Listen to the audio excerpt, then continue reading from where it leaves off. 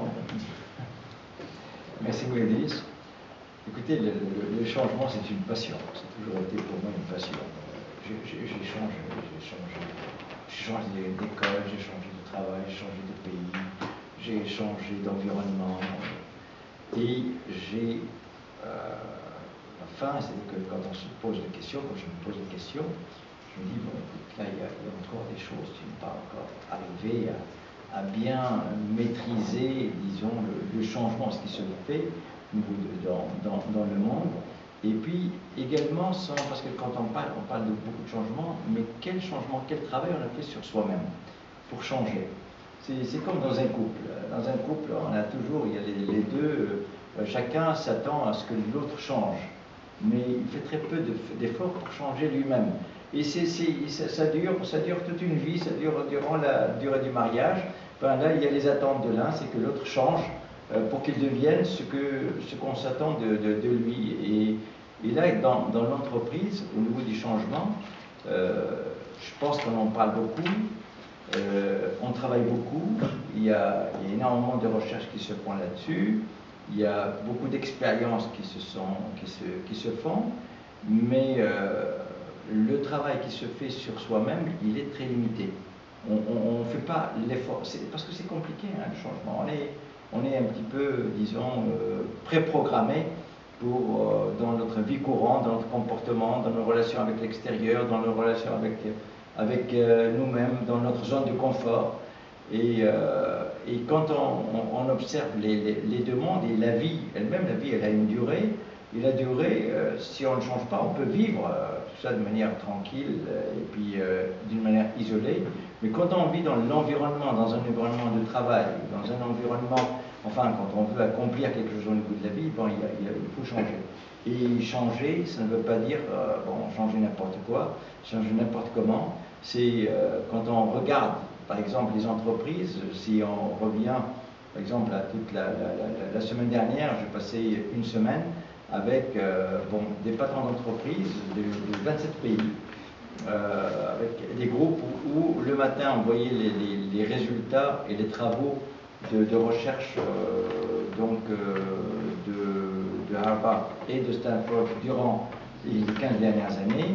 Et l'après-midi, c'était des cas concrets au niveau des personnes disent, bon, voilà, au niveau du changement, voici ce que j'ai fait dans mon entreprise, voici les points forts, les points faibles. Et puis alors, c'était une question d'ordre critique. Le seul élément majeur et qui était respecté, c'est que tout le monde signe un contrat disons, de confidentialité où tout ce qui se disait, et puis les gens n'étaient pas du même secteur aussi. Parce que là, ne pas être du même secteur, et puis la question de confidentialité. Et on se rend compte, par exemple, aux États-Unis, on revient que combien d'entreprises qui étaient vraiment des leaders aux États-Unis, il y a 20 ans, il y a 30 ans, bon, qu'est-ce qu'ils sont devenus? Alors, il est IBM, qu'est-ce que c'est devenu IBM? Aujourd'hui, IBM qui était donc au niveau du top.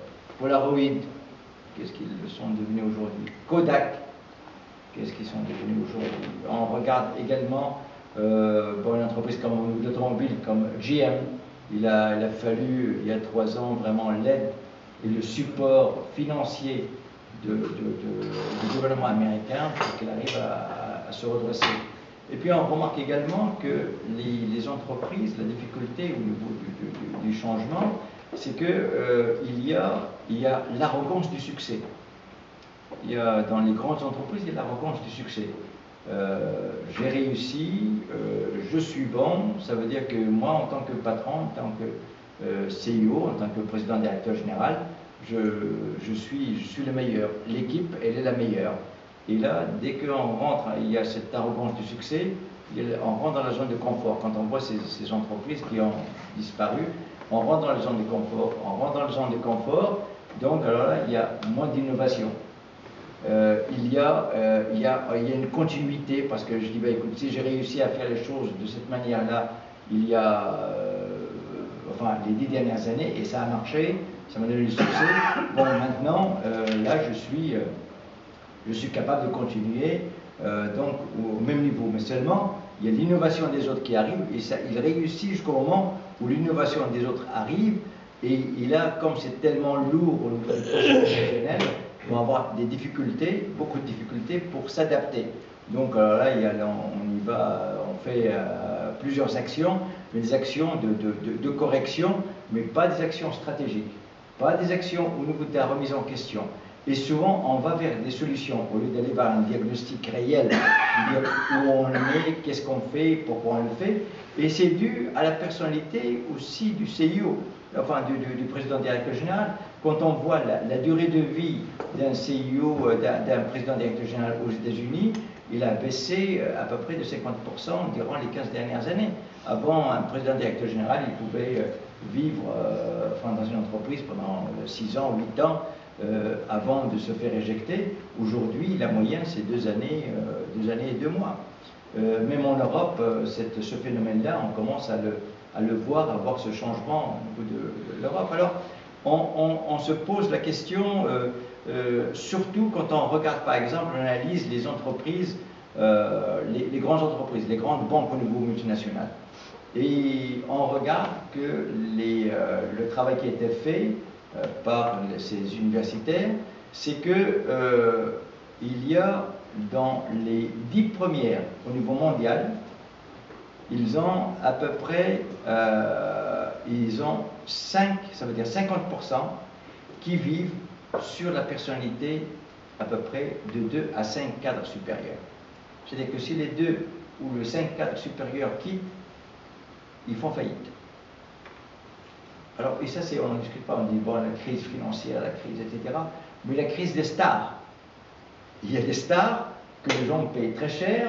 On parle du bonus au niveau financier, on dit, bon, le bonus, on ne doit pas payer de bonus, etc., que les politiciens ne veulent pas donner plus de bonus, etc. Mais enfin, mais ça, comme les patrons des grandes banques, ils disent, bon, moi je veux bien, moi si je ne donne pas mes bonus à mes 3 meilleurs cadres, moi je vais faillite, parce que ce sont eux qui ramènent, disons, le profit réel. Alors dans ces conditions-là, comment peut-on gérer le changement? Parce qu'il faut qu'il change, mais comment gérer le changement? Quand on voit une boîte que certains d'entre vous connaissent certainement, enfin au niveau de la presse, c'est USA Today. USA Today, ils avaient en 2000 un président qui était quelqu'un d'extraordinaire, qui avait une vision stratégique. Bon, là, il voyait que la presse, parce que là c'était le meilleur tirage aux États-Unis, que la presse, le tirage baissait légèrement, et il pensait déjà à l'Internet, c'était en 2000, pour penser à l'Internet pour avoir une équipe, pour faire vraiment online toute l'information. Il a créé son équipe d'un côté, il a l'autre équipe mais il a bien réussi à faire 2 équipes, mais ils ne sont pas homogènes.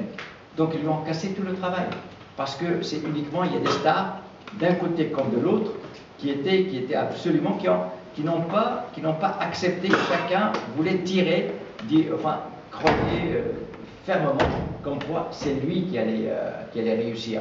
Et ils ont perdu beaucoup d'argent, beaucoup de temps, parce que également, le changement, c'est lié au temps. On dit, bon, en changement, on dit, bon, par exemple, vous prenez, bon, au niveau politique, on a fait des relations, les phénomènes politiques, quand on voit les changements, il y a des changements brusques, comme ce que nous avons vu en Égypte ou bien en Tunisie. Il y a des changements plus soft, comme on va au Maroc, et on dit, bon, quelle est la durée? La durée pour changer, quelle est la durée? Et c'est comme l'entreprise, quelle est la durée? Et souvent, quand il y a des changements, les attentes sont très, très rapides. Et généralement, quand il y a comme une entreprise qui perd de l'argent, qui voit qu'il ne peut pas survivre, qu'il a un problème de cash, donc il faut qu'il prenne des décisions rapidement. Et les décisions, quelles que soient les décisions qu'elle arrive à prendre, sont mauvaises. Parce que ce n'est pas de long terme. C'est on survit, jusqu'à ce qu'on tombe, ou bien jusqu'à ce que quelqu'un d'autre vienne nous récupérer et nous racheter.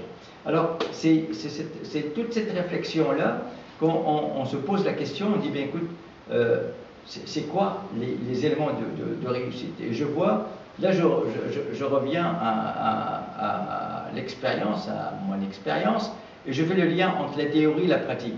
Je regarde par exemple une expérience que j'avais dans l'acier au niveau mondial avec le groupe Mittal, mais le groupe Mittal il avait une stratégie très simple.